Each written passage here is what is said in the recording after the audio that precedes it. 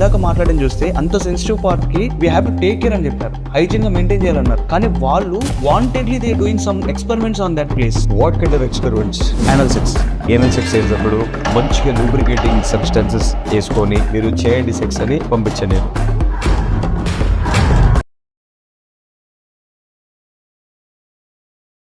Porn star గురించి మనం మాట్లాడితే ఇండియా ఆర్ ఫారెన్ ఏదైనా సరే కొంతమంది యూస్ చేస్తారు యాస్ బటన్స్ అని.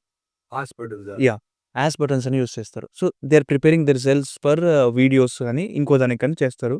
సో సమ్ ఫ్యాంటసీస్ కోసం యూస్ చేసి ఈ యాస్ బటన్ ఏదైతే ఉందో అది ఎంత వరకు కరెక్ట్? మీరు ఇందాక మాట్లాడింది చూస్తే అంత సెన్సిటివ్ పార్ట్కి we have to take care అని చెప్పినారు, హైజీన్గా మెయింటైన్ చేయాలన్నారు. కానీ వాళ్ళు wantedly they doing some experiments on that place.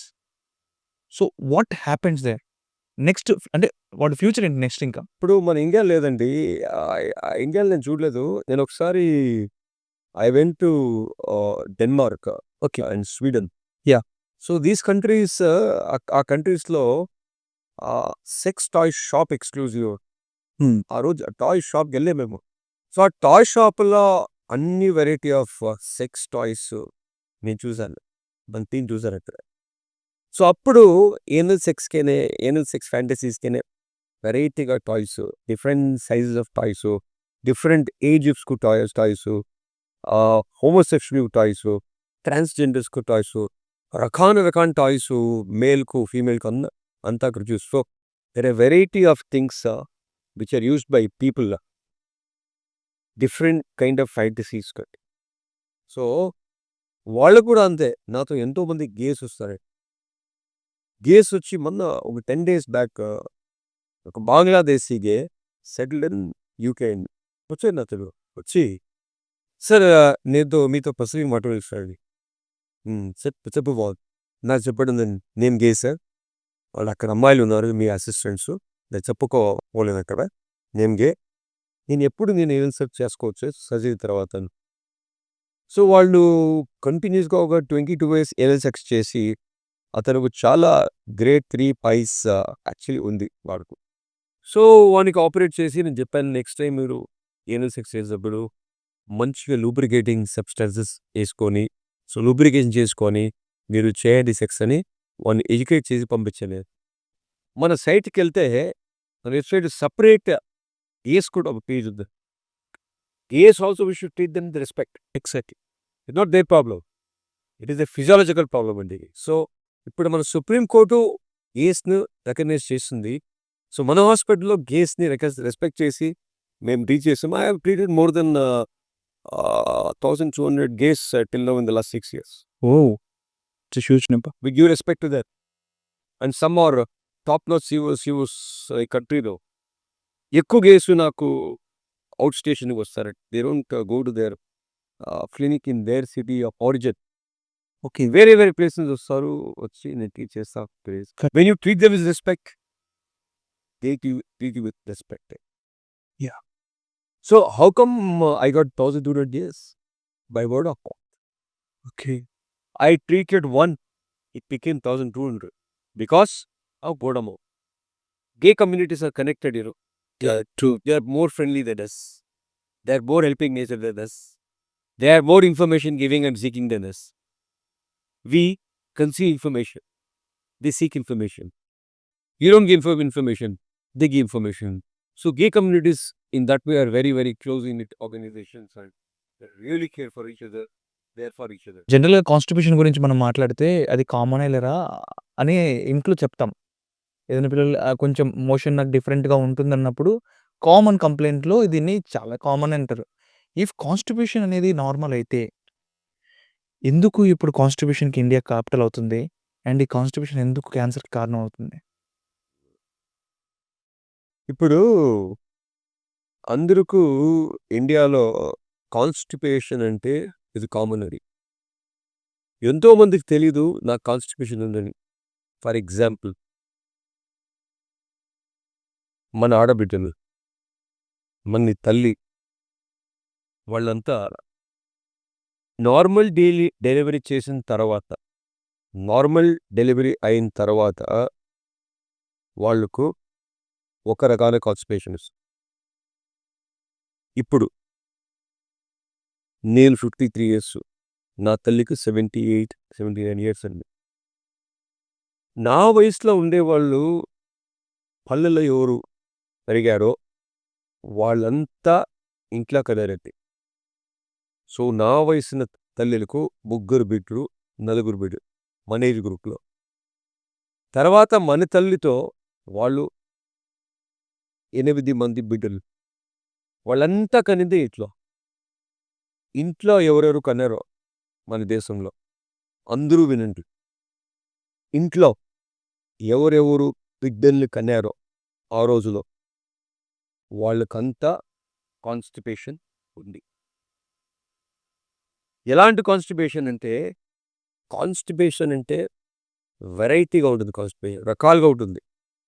అయితే మన పబ్లిక్, మన కమ్యూనిటీకంతా కాన్‌స్టిపేషన్‌తో ఒకటే మోషన్ గట్టికెళ్ళేది. అది కాదు కాన్‌స్టిపేషన్. హ్మ్. ఈ కాన్‌స్టిపేషన్‌ను డెలివరీ తర్వాత వస్తుంది కదా! ఏమవుతుందంటే డెలివరీ చేసేటప్పుడు మన పెల్విస్‌లో ముందు మూత్రసంచి, మధ్యలో గర్భసంచి, ఎనకాల మోషన్ చేస్తాం కదా! ఆ ప్లేస్.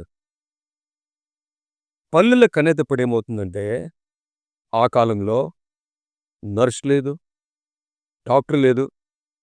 ఎవరో వాళ్ళ వయసైనోళ్ళు వచ్చి వాళ్ళు ఏ టెక్నిక్ తెలుసో ఆ టెక్నిక్‌లో డెలివరీ చేస్తారు. ఆ చేసేటప్పుడు ముక్కండి చాలా ప్రెషరేసి బేబీని తీస్తారు బయటికి. అలాగ చేసినప్పుడు ఏమవుతుందంటే ముందర ము మూత్రసించి కిందకొస్తుంది. గర్భసించి కూడా కిందకొస్తుంది. మోషన్ చేసినప్పుడు ఆ ప్లేస్ కూడా కిందకొస్తుంది. హ్మ్. 3 సపోర్ట్ చేసాక పెల్విక్ ఫ్లోర్ అని ఉంటుందండి. అది కూడా కిందకొస్తుంది. ఓకే. ఇది అయినప్పుడు ఏమవుతుందంటే ఆడబిడ్డలకు, తల్లి వాళ్ళకు యూరిన్ కంట్రోల్ రాదండి. వాష్‌రూమ్‌కెళ్ళేటప్పుడు అర్జెంట్‌గా వెళ్ళిపోవాలి. వాళ్ళ కంట్రోల్ రాదు. రెండోది నవ్వినప్పుడు ప్రెషర్ లిఫ్ట్ చేస్తే యూరిన్ లీక్ అవుతుంది. ఇలా యూరిన్ లీక్ అయినప్పుడు యూరినరీ ట్రాక్ట్ ఇన్ఫెక్షన్ వస్తుంది. ఓకే.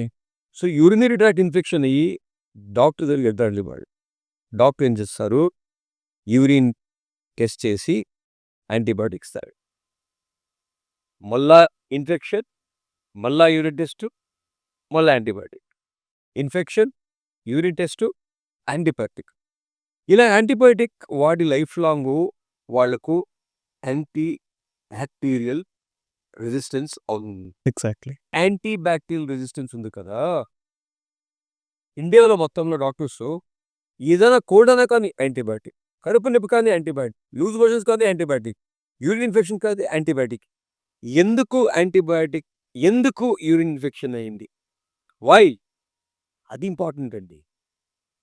యూరిన్ ఇన్ఫెక్షన్ ఇంపార్టెంట్ కాదు. యూరిన్ బ్యాక్టీరియా ఇంపార్టెంట్ కాదు. ఎందుకు యూరిన్ ఇన్ఫెక్షన్ అవుతుందని చెక్ చేసి మనం ట్రీట్ చేయాలండి. అయితే అస్సలు మెజారిటీ చేయరు. ఓకే. సో, యాంటీబయాటిక్ రెసిస్టెన్స్ అయ్యి వీళ్ళకు ఎంతోమందికి యూరిన్ ట్రాక్ట్ ఇంకా బ్లాడర్ ఇన్ఫెక్షన్ అయింది. సిస్టైటిస్ అని. తర్వాత కిడ్నీకు ఇన్ఫెక్షన్ వెళ్ళింది. ఇదొక ప్రాబ్లమా? రెండో ప్రాబ్లం కాన్‌స్టిపేషన్ ప్రాబ్లమ్.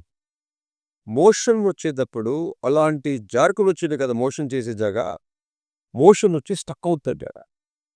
మోషన్ వెళ్ళిన తర్వాత కంప్లీట్‌గా కాదు వాళ్ళకు. ఏదో లోపల స్టక్ అయింది అనిపిస్తుంది వాళ్ళకు. అలాగైనప్పుడు ఏం చేస్తారు ఆడబిడ్డలు? ఇలాగా ముందే ప్రెషర్ వేసుకోవాలి. ఎనకాల ప్రెషరు, ఇలా ప్రెషరు. కొంతమంది ఏలేసి తీసేది, కొంతమంది ముందరికెళ్ళు, వెనకాలకెళ్ళు, రైట్‌కెళ్ళు, లెఫ్ట్‌కెళ్ళు, ఘీ, మజ్జిగ ఇవంతా పాలు, ఫ్రూట్సు, వెజిటబుల్సు, డయటింగు. కొంతమంది నాన్ వెజ్ వదిలేస్తారు. కొంతమంది తినేదే వదిలేస్తారు. సో, ఇలాంటివి చేసి ఏమీ రిజల్ట్ దొరకదు వాళ్ళకు. వాళ్ళు నాకు మోస్ట్‌లీ ఇలాగే ఉండొచ్చు అని వదిలేస్తారు. సో, ఇప్పటికి అందరూ తెలుసుకొని మన హాస్పిటల్‌కొస్తారండి. సో, ఈ కాన్‌స్టిపేషన్‌ను నార్మల్ డెలివరీ ఇంట్లో చేసి కాన్‌స్టిపేషన్ అండి. హ్మ్. నెక్స్ట్ మీరు అడగొచ్చు హాస్పిటల్‌లో కూడా డెలివరీ అయ్యారు. వాళ్ళకు ఈ ప్రాబ్లమ్ ఉందా అని? అవును. ఏ తల్లి హాస్పిటల్‌కి అనేటప్పుడు హైటు చాలా తక్కువ ఉంటుంది హైటు. 5'2", 5'3", 5'4". పెల్విస్ చాలా నేరగా ఉంటుందండి. Narrow pelvis. అయితే లోపల బిడ్డ more than 3 KG. More than 3 KG అంటే 3 కేజీ‌ల ఎక్కువ ఉంటే బిగ్ బేబీ అన్నమాట ఇండియాలో. అప్పుడేం జరుగుతుందంటే మన గైనకాలజిస్ట్ చెప్తారు ఆబ్స్టెట్రిషియను, "అమ్మా తల్లి నీకి నార్మల్ డెలివరీ కాదు. సి సెక్షన్ చేయాలని." అప్పటికేమవుతుందంటే బయటకు ఎళ్లి చెప్తారండి. ఓకే. "నీ వైఫ్‌కు సి సెక్షన్ కాదు. నార్మల్ డెలివరీ కాదు. సి సెక్షన్ చేయాలి." అలా చెప్పినప్పుడు బయట ఉండేవాళ్ళు క్రిమినల్‌గా చూస్తారు మన గైనకాలజిస్ట్‌ని, మన ఆబ్స్టెట్రిషియన్స్. ఎగ్జాక్ట్‌లీ. ఎందుకంటే వీళ్ళు సి సెక్షన్ చేసి డబ్బు కోసం చేసేదానికు. నార్మల్ డెలివరీ చేయొచ్చు. వీడు సి సెక్షన్ చేస్తాడు. సో, అందుకేం చేస్తారు ఆబ్స్టెట్రిషియన్స్, నాకేమి రెప్యుటేషన్ ఇంపార్టెంట్ అని నార్మల్ డెలివరీ ముక్కండి, ముక్కండి, ముక్కండి అని ప్రెషర్ ఏసి నార్మల్ డెలివరీ చేసేటప్పుడు అప్పుడు చెప్పాను కదా! మూత్రసంచి కిందకొస్తుంది. మోషన్ జగ కిందకొస్తుంది. అప్పుడు same problem urine infection plus motion stuck plus constipation.